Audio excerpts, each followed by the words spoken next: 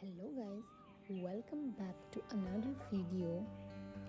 So আজি এটা hair growth mask try কৰিছিলোঁ যেটো এটা হাৰ্বাল মাস্ক হয়। সো এয়া হৈছে হেয়াৰ ৱাশ কৰাৰ পিছত। এই হাৰ্বাল মাস্কটোৰ মেইন ইনগ্ৰেডিয়েণ্ট আছিলে আবছগুনিছৰ আমলা ৰিঠা আৰু চিকাকাই পাউডাৰ।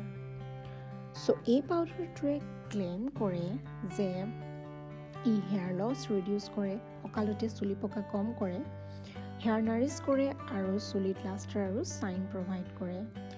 ই 100% নেচাৰেল হয় আৰু কেমিকেল ফ্ৰী হয়। ইয়াৰ পাছত নেক্সট ইনগ্ৰেডিয়েণ্টটো হৈছে এগছ।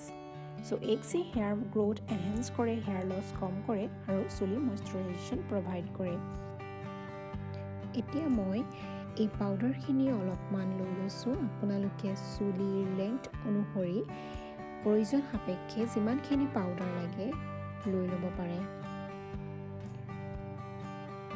ইয়াৰ পাছত মই এগ দুটা ইয়াত এড কৰিছোঁ।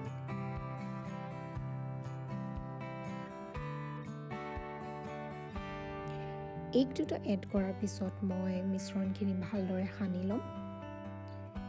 মই পানী ইউজ কৰা নাছিলোঁ, সেইকাৰণে অলপ গোটা গোটা হৈ আছিল। সেয়েহে মই ইয়াত অকণমান গৰম পানী এড কৰিম।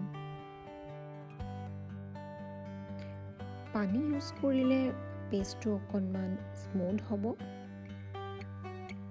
গতিকে মই ইয়াত আৰু অলপমান গৰম পানী এড কৰিছোঁ।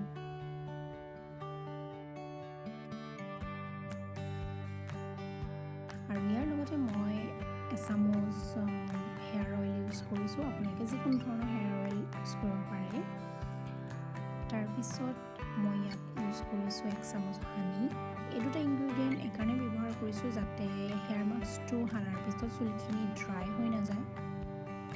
এতিয়া মই ভালদৰে এই মিশ্ৰণটো গুটি লৈছোঁ যাতে গোটা গোটা বান্ধি নাথাকে।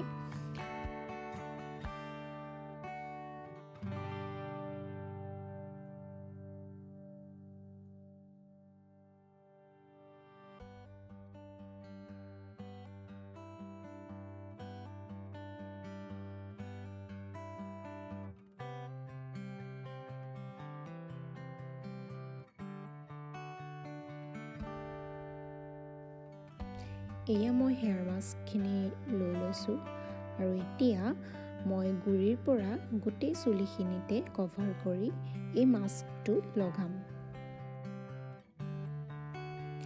এই হেয়াৰ মাস্কটো মই 1 ঘণ্টাৰ বাবে চুলিত ৰাখি শ্বেম্পু কৰি ধুনীয়াকৈ ধুই দিম।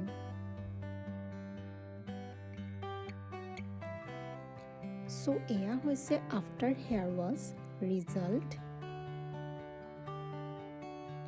সো এই হেয়াৰ মাস্কটোৱে লাষ্টাৰ আৰু চাইন এড কৰিছে, লগতে চুলিখিনি নাৰিছমেণ্ট প্ৰভাইড কৰিছে।